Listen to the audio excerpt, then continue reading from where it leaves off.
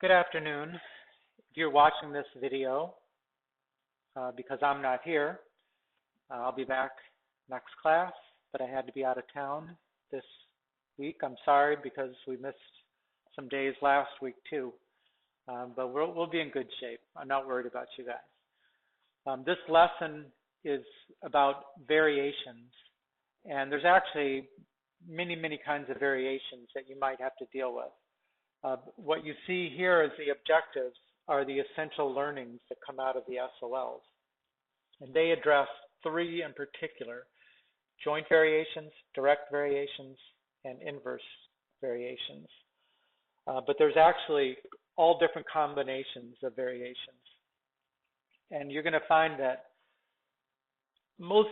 besides the SOLs, which will ask some questions about variations, that variations are a fairly common kind of SAT question too.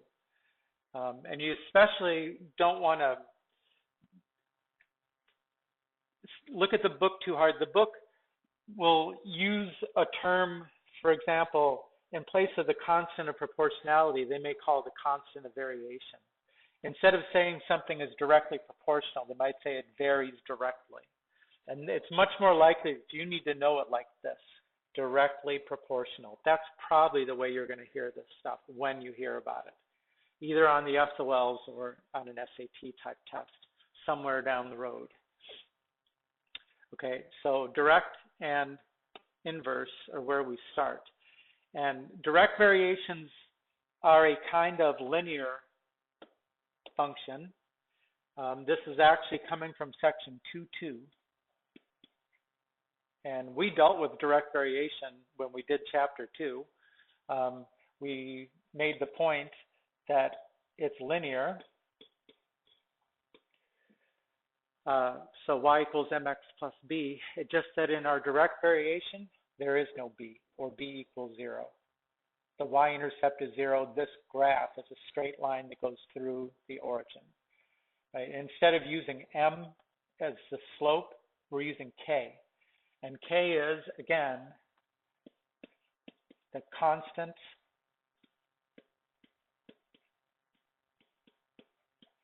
of proportionality. Proportionality. Or a constant of variation. I think the book says that sometimes. So direct variation looks like this: y equals the constant times x. An inverse variation is y equals the constant divided by x. In a direct variation, because the x and y are in the numerator, if x gets bigger, y gets bigger.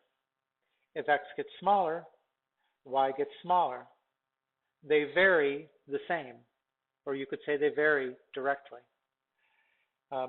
In an inverse variation, because the x is in the denominator and the y is in the numerator, they do not vary directly.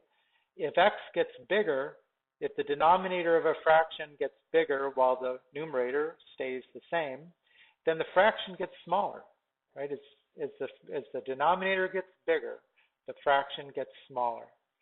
So x gets bigger, y gets smaller. If the denominator gets smaller, then the whole fraction gets bigger, y gets bigger.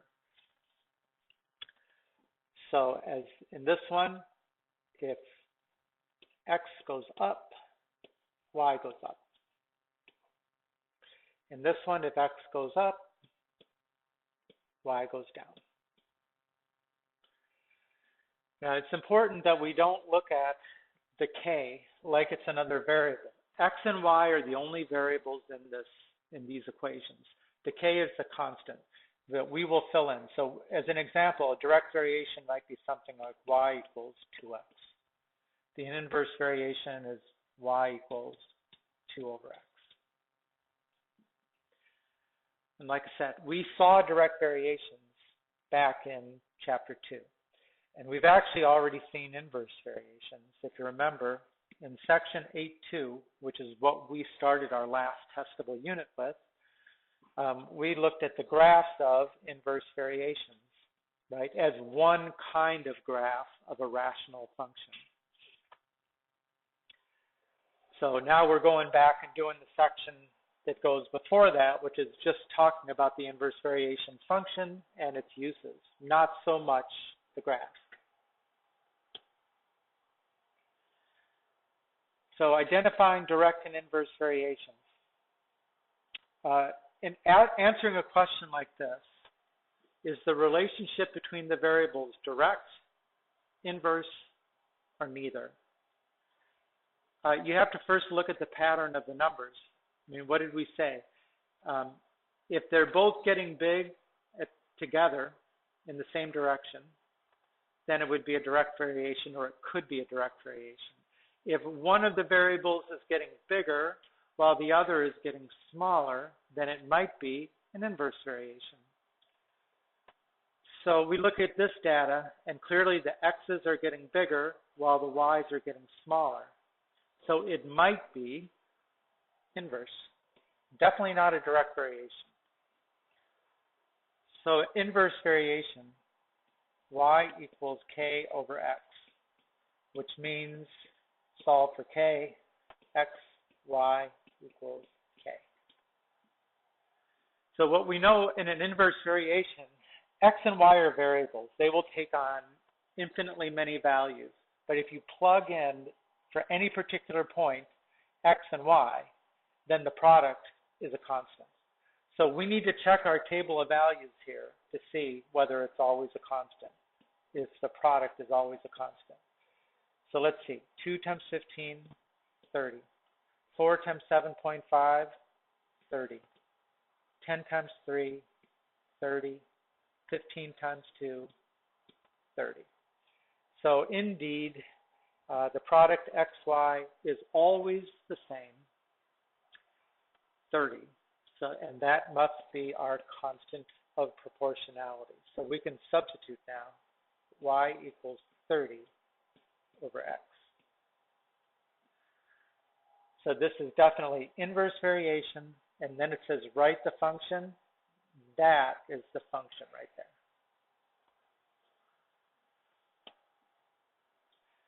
Okay, again, direct or inverse. In this case, as the x values are getting bigger, the y values are getting bigger. So that sounds like a direct variation. Okay. For a direct variation, y equals kx, solve for k, and now it's y divided by x is constant. So in order to know whether or not this data represents a direct variation, then we're going to divide y by x and see what we get. 8 divided by 0.2, you could check this with your calculator, 40. 20 divided by 0.5, 40. 40 divided by 1, 40. 60 divided by 1.5. Like I say, check it out. That is 40. So in fact, y divided by x is the constant. It is 40. So that is our k. So here is the write the function. The function would be y equals 40x.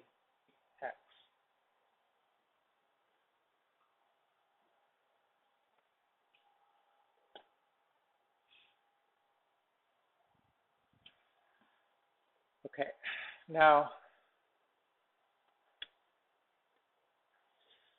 this one, which is coming from section 2.2, it says use a proportion to solve a direct variation. And so I will. Okay, I'm going to use a proportion, and then I'm going to show you how you really need to be thinking about these variations, because the proportion will work for a direct variation. It won't work for any other kind of variation. So I hate us to get too stuck on one way of solving things that won't work for any other kind of problem. But again, since this is a direct variation, then y equals kx, y divided by x equals k. So that tells us that for any point, y1 over x1 equals y2 over x2 equals y3 over x3, et cetera, et cetera, et cetera. So in this problem here, here's one point where the x's and y's go together. Y is 9 when x equals negative 15. So there's our x1, y1. And then they say, what is y when x equals 21? Okay, well, that'll be your x2, y2. So substitute for the x's, x1, y1, x2, y2, and we will get 9 divided by negative 15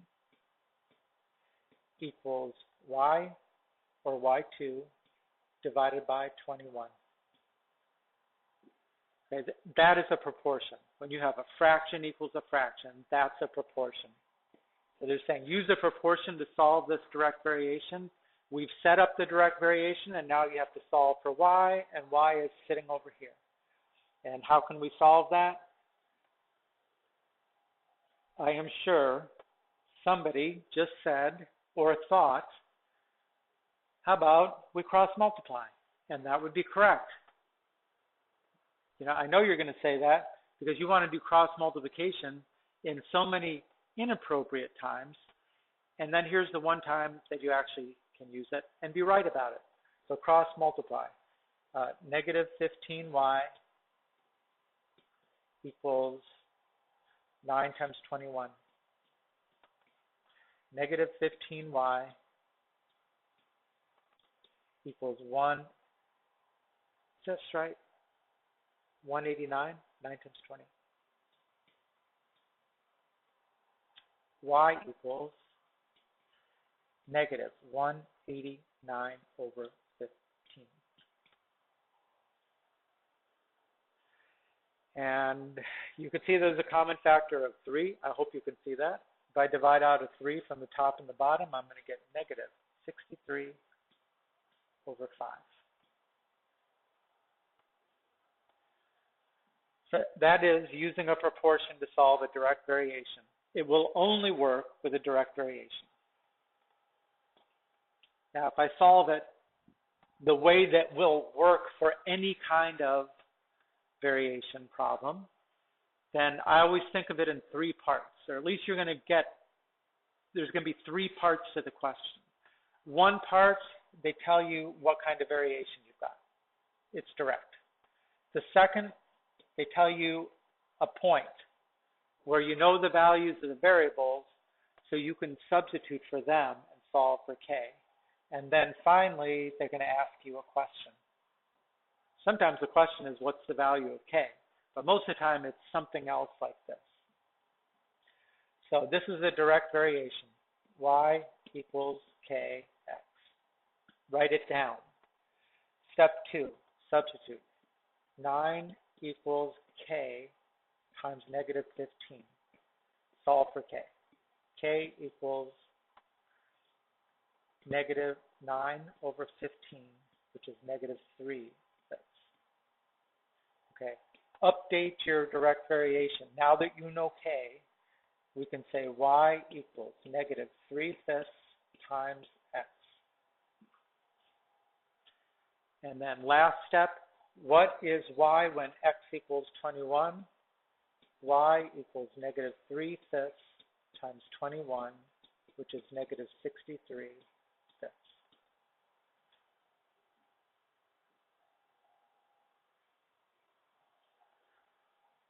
So you don't have to solve it that way, especially when the problem says use a proportion.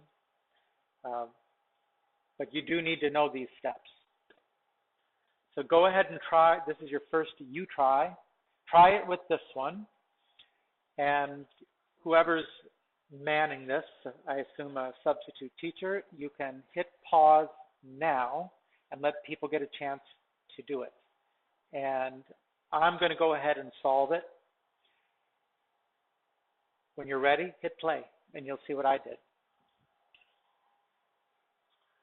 So suppose y varies directly with x. Y equals 15 when x equals 3. What is y when x equals 12? So again, I'm going to say y2,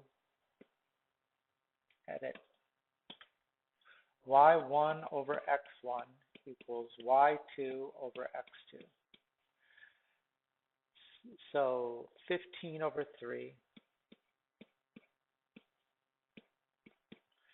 equals y over 12. So y equals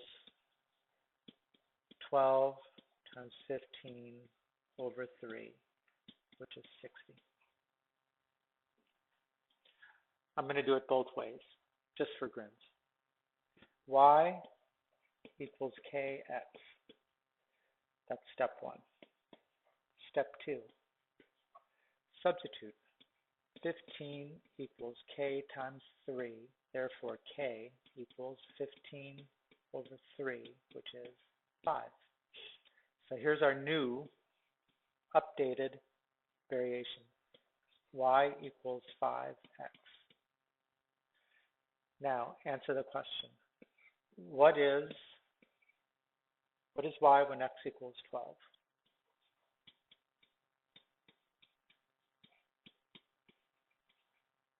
And it's 60. No surprise there. Right. Now we can get the same kind of question with the inverse variation.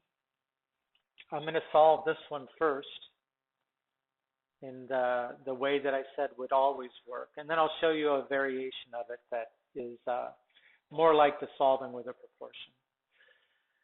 So again, first step, what kind of variation is it? It's inverse. So since it's inverse, I write down y equals k over x. Second step, here's a point where we know both the x and the y. So 12 equals k over 4. So k equals 48. So therefore, update my variation, y equals 48 divided by x. And then that actually takes care of all of this letter A. And then this letter C is the part 3. Now they're asking us a question. What is y when x equals 10? Y equals 48 divided by 10.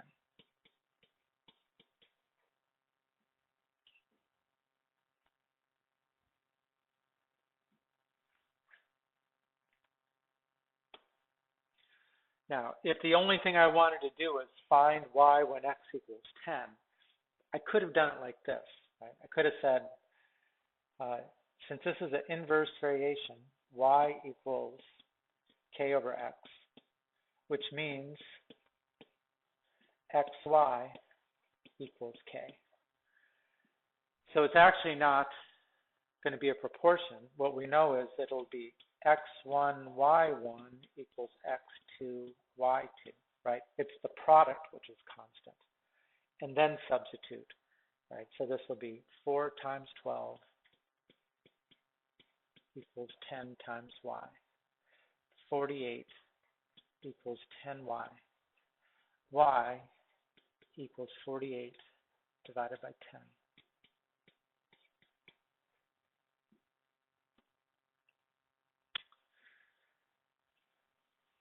Okay, so direct and inverse variations. So you try and do this one. You do need to write the equation. So make sure whichever way you do it, you need to know this, what is the function. If it asks for the function, then it's not enough just to have answered this second part. And you want to hit pause now and go ahead and do it, and then I'm going to go ahead and solve it while you're working. So step 1, inverse variation. Y equals k over x. Step 2. X is 8 when y is negative 7. Negative 7 equals k divided by 8. Therefore, k is negative 56. Therefore, our updated variation is y equals negative 56 divided by x. Okay, that answers A. And C, B was something about the graph, but we don't care about the graph. We did that in section 8 too. So C is, what is y when x equals 2? Y equals negative 56 divided by 2. which is negative 28.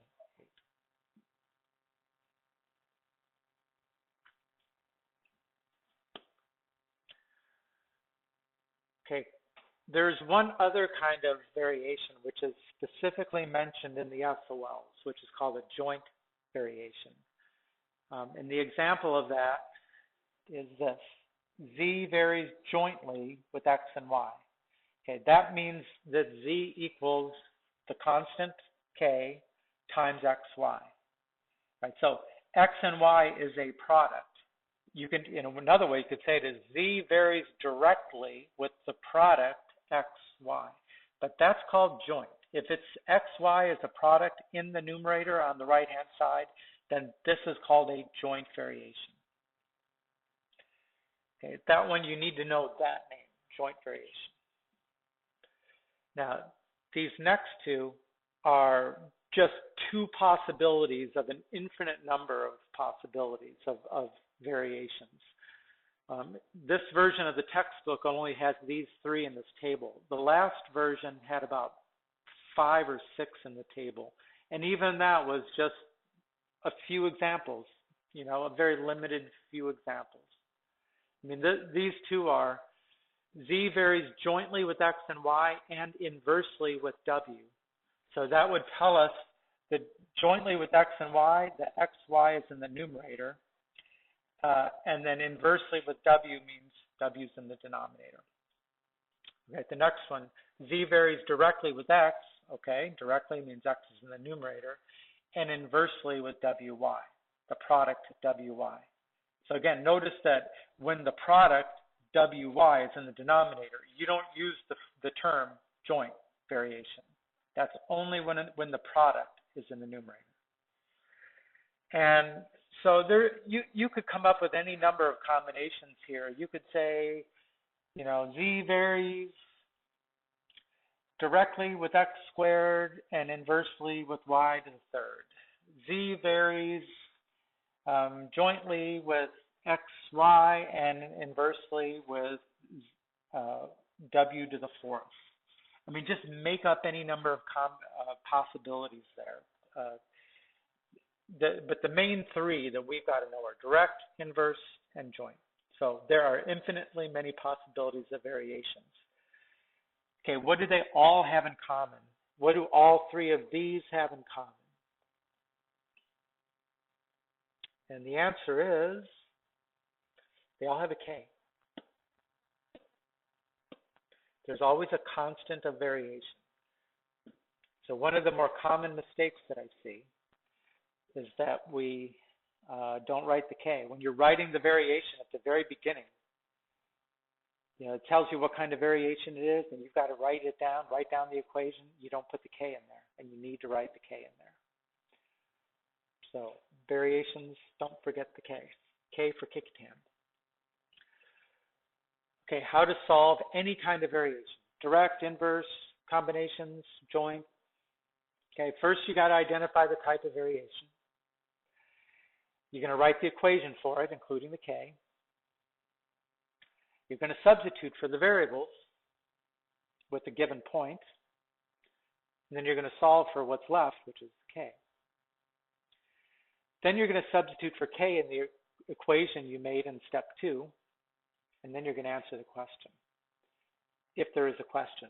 Again, sometimes the question is, find the constant of variation. If that's it, then you're done at step 4. Okay, the number of bags of grass seed, N, needed to reseed a yard varies directly with the area to be seeded and inversely with the weight of the bag of seed.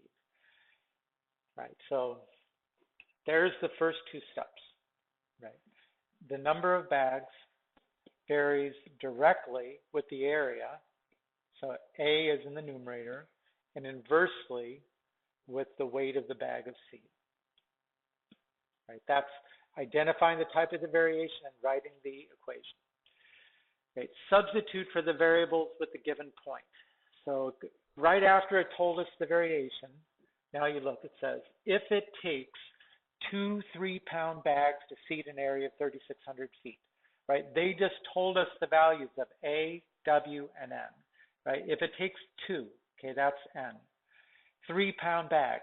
Okay, 3 is W. To seed an area, okay, 3,600 is the A. So we substitute for those three.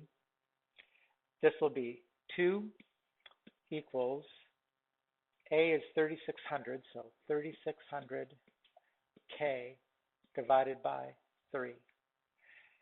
Right, that tells us 2 equals 1,200 K. So K equals 2 over 1,200, which is 1 over 600. Right, that's these two. Check. Right, substitute for K in the original equation. So we can rewrite this. N equals 1 over 600. Okay, well that's going to look like A over 600 W. Right, the K is 1 over 600. Okay, and now we can answer the question. How many 3-pound bags will seed 9,000 square feet? So they're telling us the 3 is going to be the W, and the 9,000 is going to be the A. So N equals A, 9,000, divided by 600 times 3. N equals 9,000 divided by 1,800. N equals 5.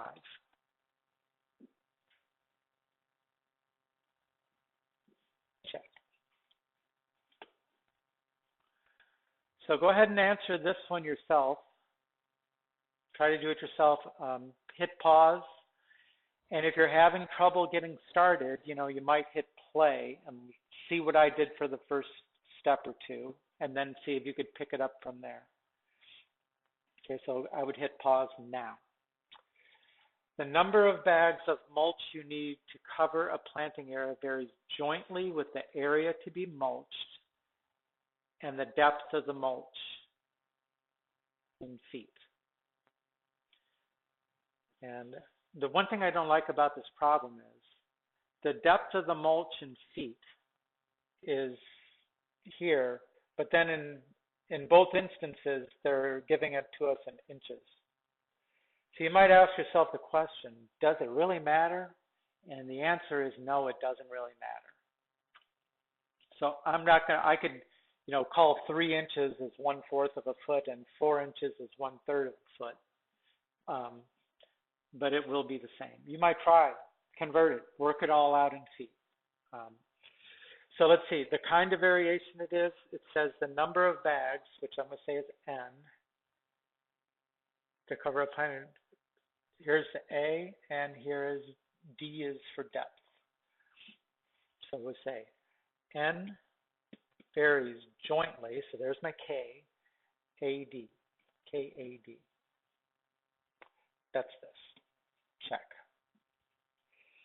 Okay, now they should have given us the values of N, A, and D at one point. If you need 10 bags to mulch 120 feet squared to a depth of 3 inches. Okay, there you go. There's all 3 right there. So N is 10. A is 120. And the depth is 3. So 10 equals 360 K. K equals 10 over 360, which is 1 over 36. Check. Okay, update. N equals AD over 36. Okay, check.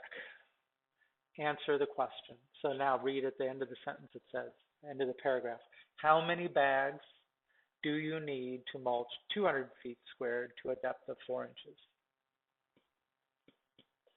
200 times 4 divided by 36.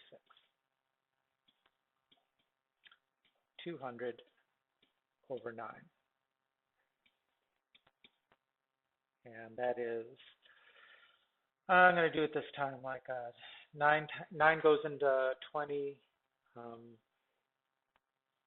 2 times 2 and 2/9 bags.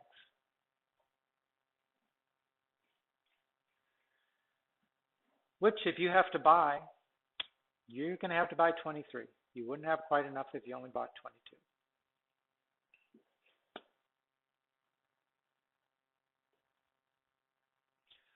Okay, last one. This is the one, I didn't show this to the regular Algebra 2 kids. And I have added a homework problem, which is almost the same thing. And unfortunately, you can't see it on here, on this screen, but I can tell you that what it says on that ramp is that the height is 4 meters.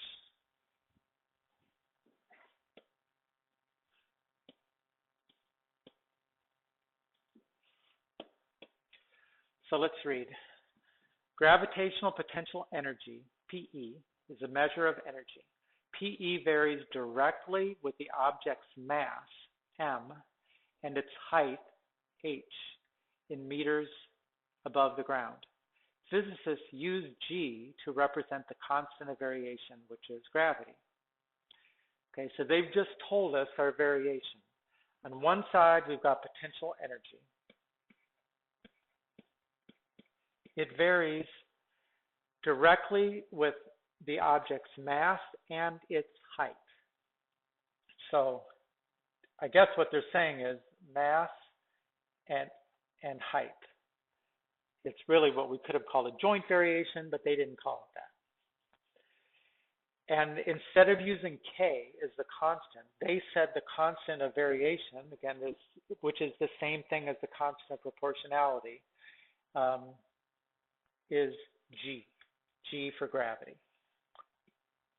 So just keep in mind that G is not a variable, it is a constant. And PE is one variable, that's potential energy. So that's the first step. They told us the kind of variation. Second step. Okay, the skateboarder in the photo has a mass of 58 kilograms, that's the M, and a potential energy of 2273.6 joules, right? That's the PE. And this is the H. So again, don't you see how they just gave us the values of all the variables so that we can solve for G.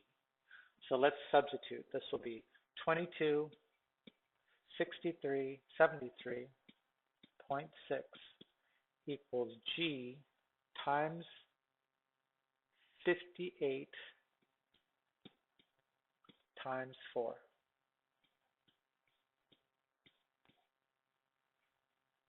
So G equals 2273.6 divided by 58 times 4.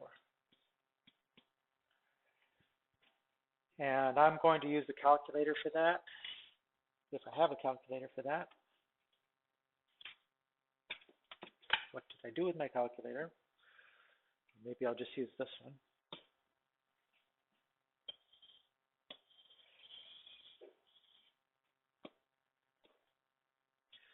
$22.6 divided by 58 divided by 4. 9.8.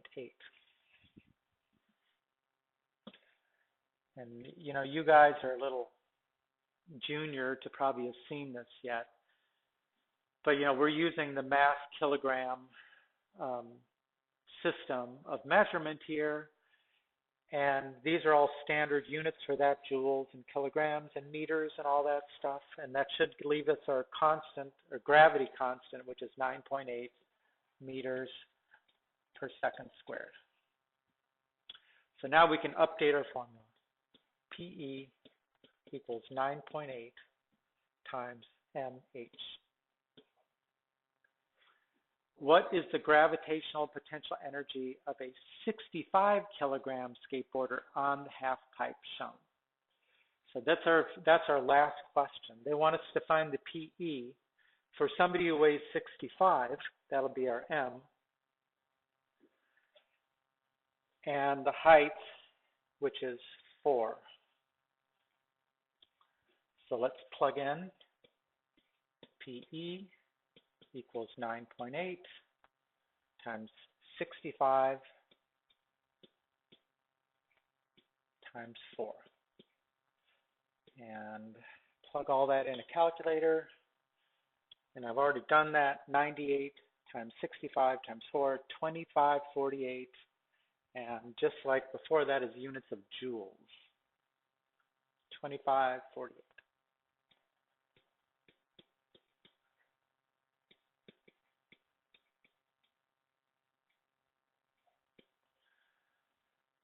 And one more time. Same equation that we're starting with, but just a different question at the end. How much potential energy would a 41 kilogram diver have standing on a 10-meter diving platform? So let's see. We rewrite the equation.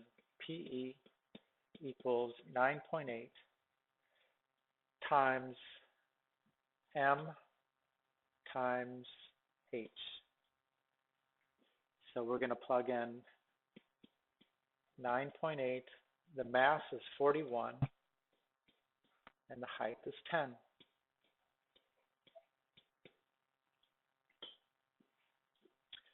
(9.8) times 41 times 10. 4018.